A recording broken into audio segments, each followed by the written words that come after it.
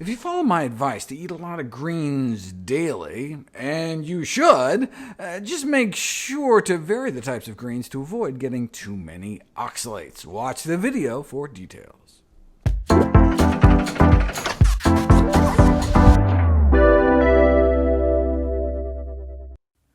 Kidney stones affect as many as 1 in 10 people in their lifetime and can cause excruciating pain. Makes me cross my legs just thinking about them. Oxalate stones are the most common type, forming when the oxalate concentration in your urine gets so high it basically crystallizes out a solution like rock candy. Some foods, like spinach, have lots of oxalates in them.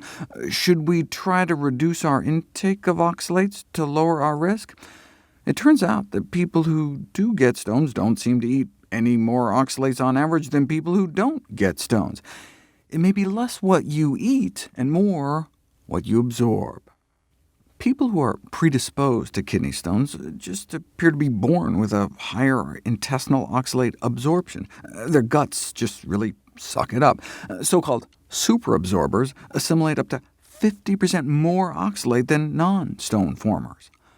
Overall, the impact of typical dietary oxalate on the amount of oxalates that end up in the urine appears to be small. Even a massive dose of dietary oxalates typically only results in a relatively mild increase in the amount that makes it into your urine.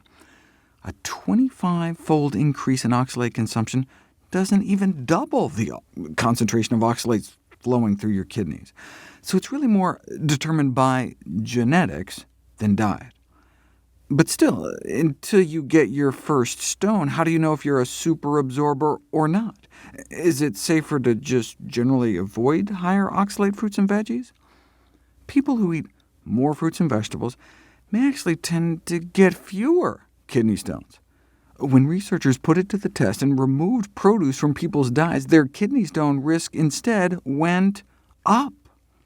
Removing fruits and veggies can make your dietary oxalate intake go down, but your body produces its own oxalate internally as a waste product that you may have a more difficult time getting rid of without the alkalizing effects of fruits and vegetables on your urine pH. This may help explain why those eating plant-based get fewer kidney stones, but it may also be due to their cutting animal protein intake, which can have an acid-forming effect in the kidneys. We've known this for 40 years. Just a single can of daily tuna fish can increase your risk of forming stones 250%. And even just cutting back on animal protein may help cut kidney stone risk in half. Surely there's some level of oxalate intake that could put people at risk regardless. There have been a few rare cases reported of people drinking green juices and smoothies getting oxalate kidney stones, though most had extenuating circumstances. This case describes a woman whose kidneys shut down after a 10-day juice cleanse, which included 2 cups of spinach a day. Normally, we might not expect a cup or 2 of spinach to cause such a violent reaction, but she had 2 aggravating factors. She had gastric bypass surgery, which can increase oxalate absorption, and a history of prolonged antibiotic use. There's actually a friendly bacteria you want in your colon called Oxalobacter that eats oxalate for breakfast, leaving even less for us to absorb. But it can get wiped out by long-term broad-spectrum antibiotic use. She still probably wouldn't have run into a problem, though, if she had used something other than spinach, or beet greens, or Swiss chard, the trifecta of high oxalate greens. Kale has hundreds of times less oxalates than spinach. She would have had to have juiced in excess of 650 cups of kale a day to get a comparable dose. So over those 10 days, more than 6,000 cups of kale. But are the 3 high oxalate greens only a problem for people with extenuating circumstances, or who are otherwise at high risk? And what if you cook the greens? How much is too much? I'll answer those questions next. The tragic case in which a green smoothie cleanse shut down the kidneys of a woman who drank 2 cups of spinach a day for just 10 days is complicated by the fact that she had had a gastric bypass and was on prolonged antibiotics, which can both increase absorption of the oxalates in spinach. So can taking megadoses of vitamin C. This guy went into kidney failure juicing spinach and beet greens, but he was also taking about 2,000 milligrams a day of vitamin C.